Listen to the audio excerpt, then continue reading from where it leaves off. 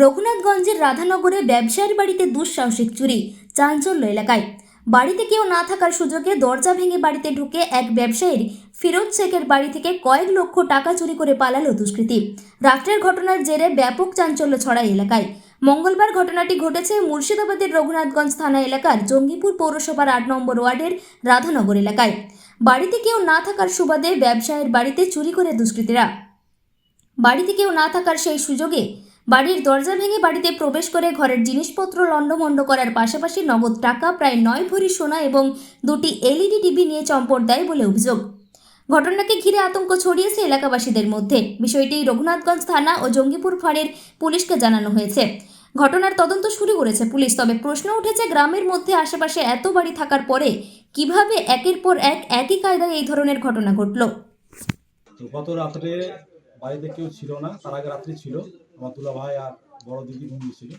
কালকে কেউ ঘুমায়নি। সকালবেলা উঠে আমি তালা খুলতে এসে বাড়িতে দেখছি সমস্ত কিছু ছড়িয়ে ছিটিয়ে আছে। আমার বড়দাকে ডেকে দেখালাম, দেখার পরে সমস্ত কন্ডিশনগুলো তো আপনারাই দেখলেন, কি হয়েছে না হয়েছে, বাকিটুকু তো আপনারাই দেখলেন। ভিতরের কথা বলতে ক্যাশ দাদার 8 থেকে 9 লাখ মতো ক্যাশ ছিল, আর ওই 9 ভরি মতো সোনা ছিল। কতগুলো দরজা ভেঙেছে? দরজা 4টে দরজা ভেঙেছে, আর দেয়াল ফেওয়াল হাবি জাবিগুলোকে ভেঙেছে। 2টো LED নিয়েছে, একটা 42 ইঞ্চি, একটা 32 ইঞ্চি। তো একরকম গাড়ি লাগিয়ে নিয়ে যা, না হলে তো সম্ভবত স্যার সেটা হতে পারে। আর বাড়িও তো খুব সিকিউর বাড়ি। বাড়ি সিকিউর বাড়ি। আপনারাই দেখলেন কটা করে সমস্ত কিছু ইনডোর আউটডোর লাগানো আছে।